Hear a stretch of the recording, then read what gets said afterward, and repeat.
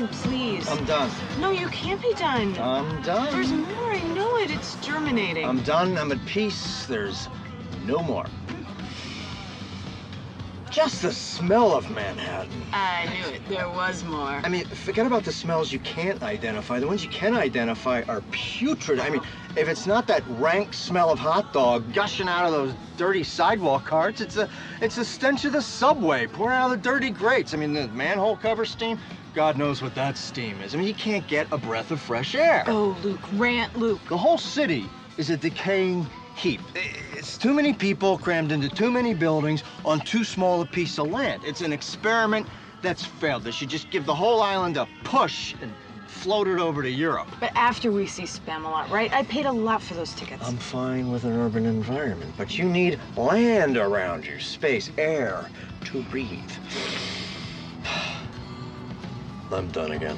I love ranting, Luke. Okay, I'm sorry. I have to jump in here. I know you think you have this thing handled, but I can help.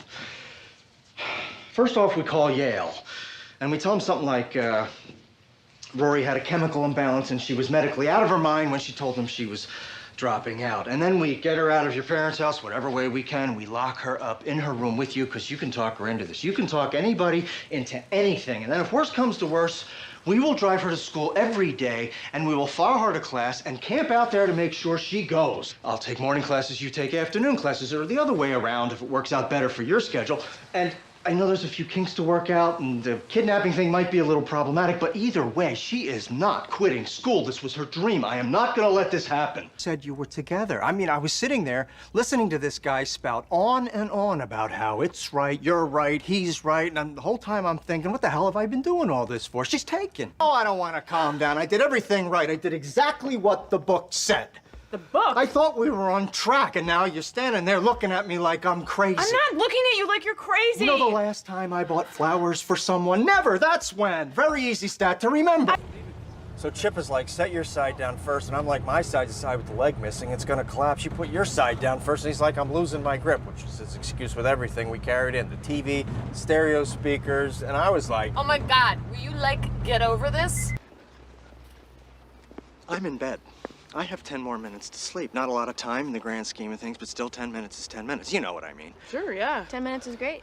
And then the phone rings, and it just rings and rings and rings and rings, so I pick it up. And then hopefully got your hearing checked. Can I finish my story? I'm just saying, that's a lot of rings. And on the other end of the phone is someone named John, who says he's Kyle's father. And Kyle threw a party last night without permission, and two guys got into a fight and tore the place apart. So John wants me to come down and take a look at the damage and discuss some sort of solution to the problem of the damages. Now, I don't know John, and I certainly don't know Kyle, but I do know someone who would get into a fight at a party and leave the place completely trashed. It's a wild guess, but I think his name rhymes with Tess. So here I am, heading in there to talk to John about Kyle and discuss what is to be done about the Hummel. Why? Because lawyers waste time and money. They're needless middlemen who slither into people's lives when they're at their most vulnerable so they can clamp on and suck like leeches until everyone but them is distraught and penniless. It was at Luke's, it was at lunch. It was a very busy day. The place was packed. And this person. Oh, is it me? Is it me? This person comes tearing into the place in a caffeine frenzy. Oh, it's me. I was with a customer. She interrupts me, wild-eyed, begging for coffee. So I tell her to wait her turn. Then she starts following me around, talking a mile a minute, saying God knows what. So finally I turn to her, and I tell her she's being annoying. Sit down, shut up, I'll get to her when I get to her. You know, I bet she took that very well, because she sounds just delightful.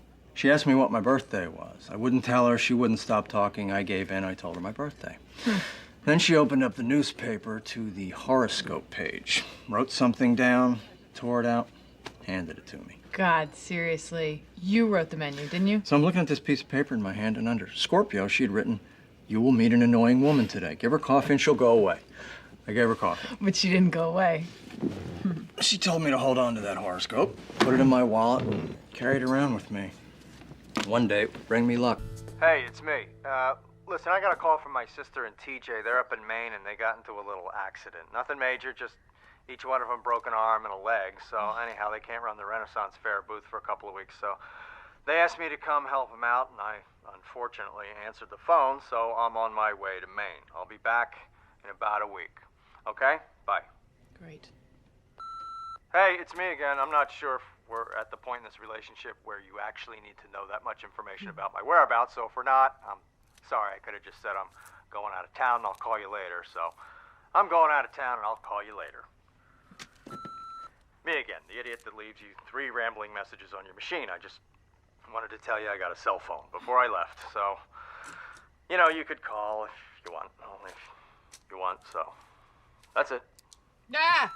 Yeah, number might be good. Thank you. 860-294-1986. Okay, bye. Just don't change your mind until I get back, okay? Okay. Talk to you later. I just spent $100,000 and it's all your fault. Oh, good.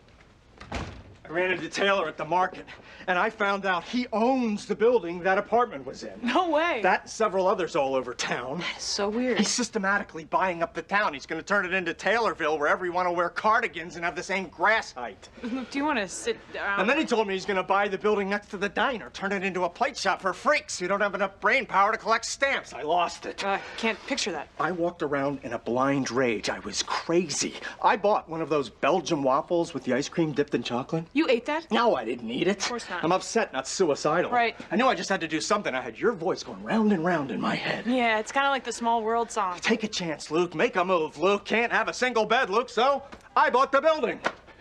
You what? I went to the bank and got a cashier's check, signed the papers, and I bought the building. Wow. I am the building's owner. I heard. I own the building. Okay, well, but don't worry. You can still get out of it. You can go back and tell them you lost your mind. Okay. Or I bet you could sell it to Taylor. Yeah. So relax. You can still get out of this. Okay. Unless you don't want to get out. Oh, no, I want to get out of this. Why would I not want to get out of this? Hey, it's Luke.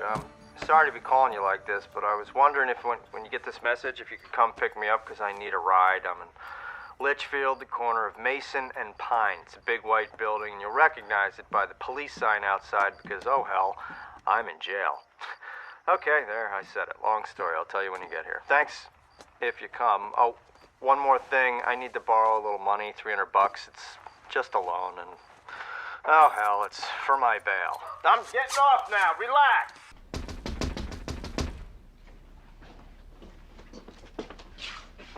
Hey. I just pushed him in a lake. What? Jess. I got this call from Taylor that he thinks Jess stole the bridge money, and I went to confront him, and he was being impossible, and I just pushed him in a lake. I mean, this is bad. That depends. Can he swim? He's fine. He's wet. I lost it. You know, you were right. I am in so far over my head that I can't see my own hat.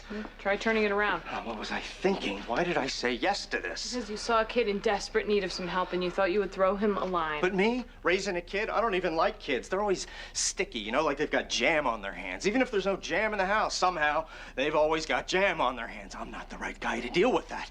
I have no patience for jam hands. Okay. See? Nothing. Not a scratch. Stupid dent-resistant panels. This is the car? Yes. This is the car. He sat there, she sat there, they got out there, walked up there, I jumped out there, ran up here, was handcuffed there, was driven off there, I went to jail. And you drove all the way up here to get me, and they are still in there. Oh, Luke. I mean, I can't believe they're still in there. What are they doing? Luke, come on. I know what they're doing.